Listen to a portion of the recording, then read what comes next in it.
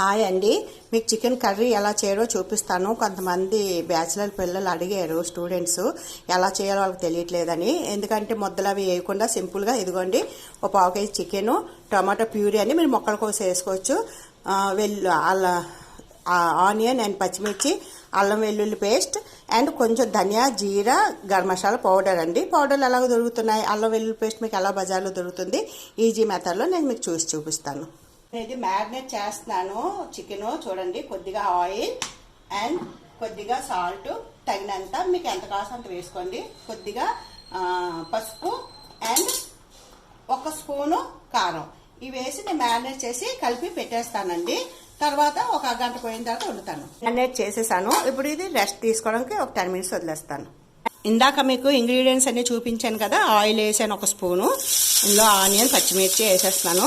ఇది ఫ్రై అయిన తర్వాత టొమాటో అది వేస్తాను. ఆనియన్ ఫ్రై అయిపోయింది, టమాటో ప్యూరీ వేసేస్తున్నాను. ఇది కూడా ఫ్రై, టమాటో ప్యూరీ వేసాను. ఇప్పుడు అల్లం వెల్లుల్లి పేస్ట్ ఇవన్నీ మీకు కొనుక్కుంటే షాప్లో దొరికేస్తాయి, మీరు ఏం కష్టపడక్కర్లేదు. ఈ పొళ్ళు ఇందాక తీసాను కదా, ధనియా, జీరా అది ఇది వేసాను. అన్నీ ఫ్రై అయిపోయి ఇప్పుడు నేను చికెన్ వేసేసి ఫ్రై చేస్తున్నాను. మీకు ఇప్పుడు చూపించాను కదా చికెన్ ఫ్రై కావాలంటే ఇలా చేసుకోవచ్చు.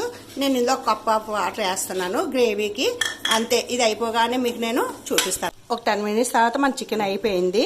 ఇదిగోండి మన చికెన్, అంతే. ఎంత సింపుల్, అసలు నేను ముద్దలు ఏం వేయలేదు. బ్యాచిలర్స్, స్టూడెంట్స్ అందరూ కూడా హ్యాపీగా చేసుకోవచ్చు కర్రీ. ఇది మీకు నచ్చట్టయితే like, share, subscribe. Thank you for watching.